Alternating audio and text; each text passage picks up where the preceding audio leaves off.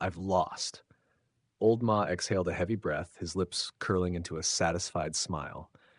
Brute force can overcome all things. Muir, your strength compensates for the lack in your technique. You've passed. But tell me, how did your cultivation rise so rapidly? Even I cannot match your power. Chinmu breathed a sigh of relief, his lips curving into a smile. On the way back with Village Chief, my spirit embryo, Village Chief suddenly coughed, causing Chinmu to look at him in confusion.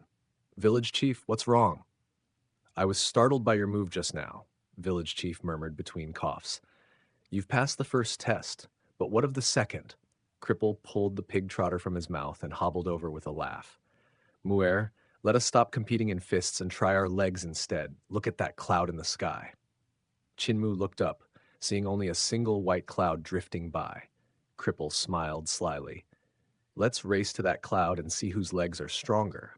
Chinmu hesitated but nodded. Cripple chuckled. You're still young, so I'll give you a head start. Chinmu returned the smile. You're older, so you go first. Both of them put on false smiles, each insisting the other should start. Butcher raised both his knives and shouted, Enough with the chatter. That cloud's about to float away. If you don't start running, I'll chop both of you. In an instant, both Chinmu and Cripple exploded into motion like storms. Chinmu's feet pounded the earth, wind gathering beneath him. Suddenly, he shot into the air, his feet stepping on the wind. But Cripple was already a step ahead, rising faster. Chinmu pressed his palms down, sending a gust that pushed Cripple to the ground, sending him tumbling from the sky. Chinmu surged ahead, only to feel his legs suddenly ensnared, causing him to crash to the earth. Cripple laughed, a whip of vital chi materializing in his hand, locking Chinmu's legs. With a push, Cripple soared upward, stepping on Chinmu's body. But at that moment, Chinmu's vital chi flared, snapping the whip. He grabbed Cripple's leg and kicked his feet, sending both crashing to the ground in a cloud of dust. Cripple, using his crutch, executed the heaven-pilfering leg skills, his attacks swift and precise. Chinmu lay on the ground, retaliating only against the crutch, delivering a flurry of kicks. After a dozen blows, Chinmu finally broke Cripple's crutch into pieces. Standing on one leg, Cripple gritted his teeth in anger. You rascal, who taught you such dirty tricks? With a forceful push, Chinmu sprang into the air. Cripple sneered, bending his remaining leg to jump after him. As Cripple leapt, Chinmu struck first, his vital chi shifting to black tortoise vital chi. Water markings materialized in the air, transforming into a roaring water dragon that charged toward Cripple. Little tricks, Cripple scoffed, his hands sending wind to divert the water dragon. His own vital chi transformed into a translucent leg, sprinting towards Chinmu to overtake him. Chinmu split his legs midair, landing into a horse stance. With a powerful push of his palms, he flipped his body and launched himself at Cripple, striking at his back. In the air, their figures danced, legs striking with precision, each attack faster and more ruthless than the last, leaving onlookers below dazzled by the spectacle. Suddenly, Cripple's arms moved like shadows, his heaven-pilfering hand skill striking unnoticed.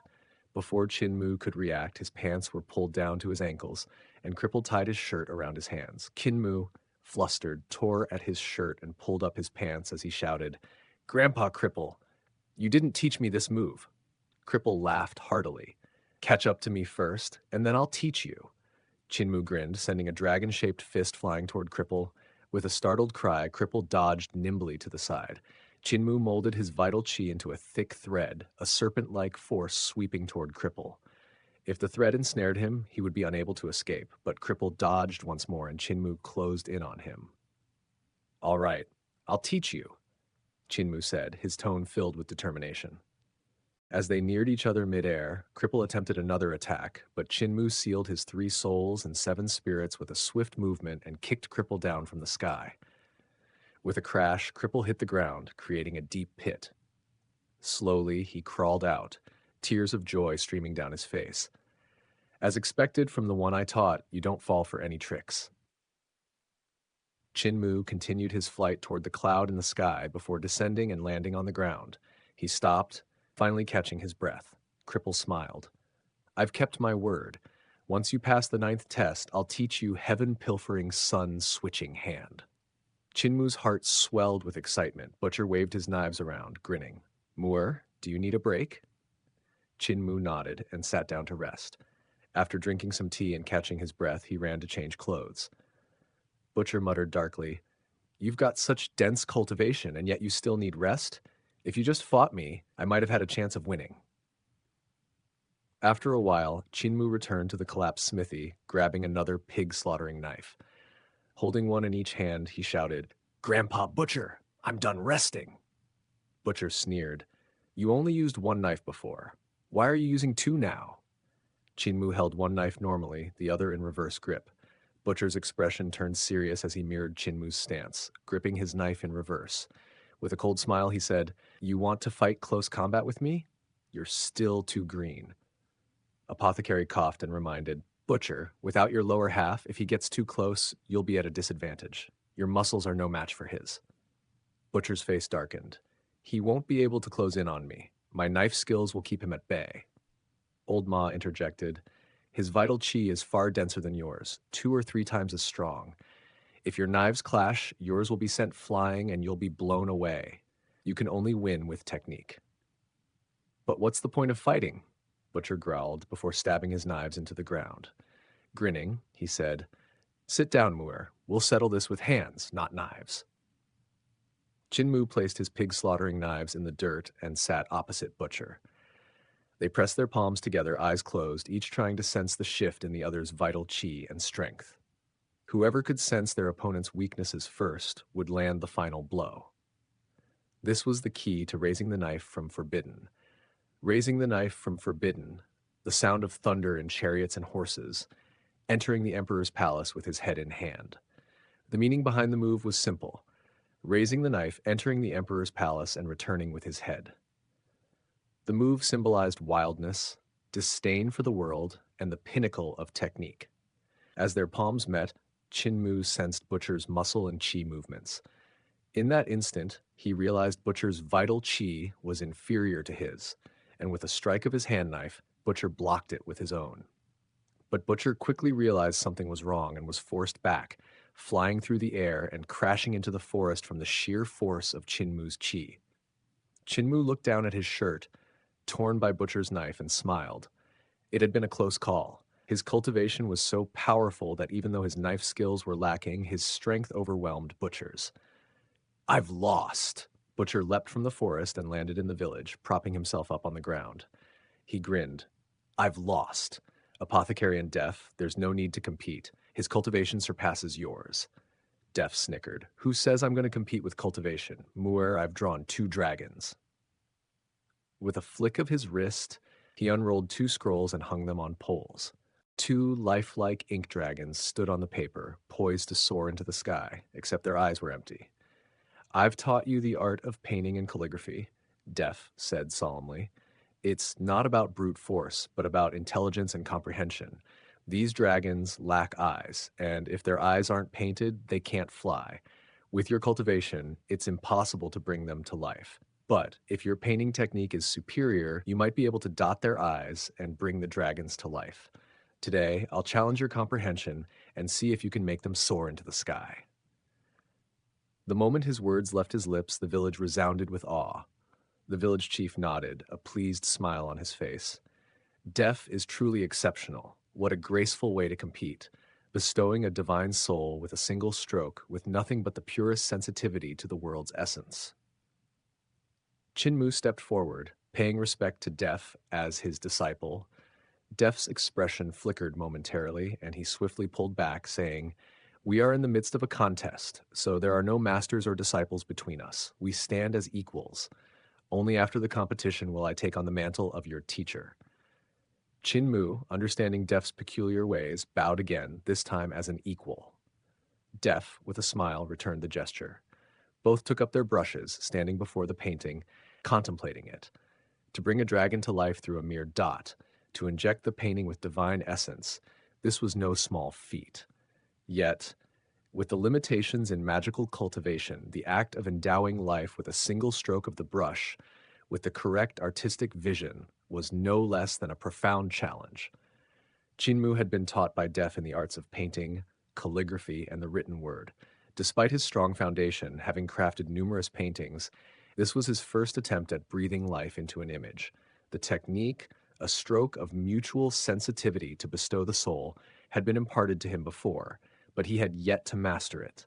This trial, more than the others, tested his resolve. He focused intently on the dragon within the painting. Its lifelike form seemed to writhe as though it were preparing to leap into action. Def's painting techniques were beyond compare. Even with the eyes left unpainted, Chinmu could almost feel the dragon's power, ready to soar into the heavens. Chinmu held his brush, but did not make the first move. The dragon was so vivid, yet he couldn't find the right place to begin. The act of dotting the eyes felt impossible, as though no point on the canvas would suffice to bring the dragon to life. Every choice seemed wrong. Muir, tear Def's painting and you'll win, Granny C. whispered, her voice barely audible. Def's eyes narrowed, rolling at the suggestion. What a vile and unworthy tactic. I've taught him the sacred texts. His wisdom runs deeper than such evil tricks. He won't resort to such means. Granny C seethed with fury, but Village Chief chuckled softly.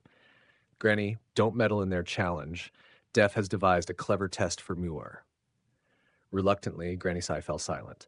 In Chinmu's gaze, there was only the dragon in the painting. The rest of the world ceased to exist. As moments passed, the image before him faded, leaving only the inked dragon. The dragon, in Chinmu's eyes, swam and undulated. It arced upward, coiled down, twisted sideways, soaring and curling in all directions. It played with water, spitting fire and lightning. Its movements were chaotic yet graceful, full of life and power. Chinmu's own spirit seemed to merge with the dragon, but all he saw was darkness where his eyes should be. Frantically, he attempted to break free from the darkness, seeking the light, but he could not open his eyes. Memories of the dragon pillars in Border Dragon City, the dragon bones in the surging River Dragon Palace, the divine statues in the village, and the touch of the divine being flooded his mind. Each held a secret of power and life, like the statues that had been infused with divine grace, offering protection to the great ruins. And then, slowly, a line of light appeared in the void. The dragon's eyes began to flicker, gradually opening. As the darkness receded, Chinmu felt his spirit awaken. With a burst of vitality in his eyes, Chinmu raised his brush and dotted the dragon's eyes. With that single stroke, the dragon on the canvas came alive. The creature shook its head, swayed its tail, and soared into the skies, free from the confines of the paper. Only the empty whiteness of the page remained, with not a drop of ink left. Chinmu stood motionless, his mind reeling. He had succeeded. The dragon had come to life through his art. The dragon circled the sky, its form gradually fading back into ink, darkening the clouds above. Chinmu turned to find Def, who had already washed his brush and returned it to its rack. He had not even touched the eyes of his own dragon. Grandpa Def, did you let me win? Chinmu asked, realization dawning. Def shook his head. No, I didn't let you win. When I was your age, I didn't possess such mastery. This test isn't about victory or defeat. A teacher's purpose is to guide his disciple and resolve their doubts. I am showing you my path. Why should I care about winning or losing?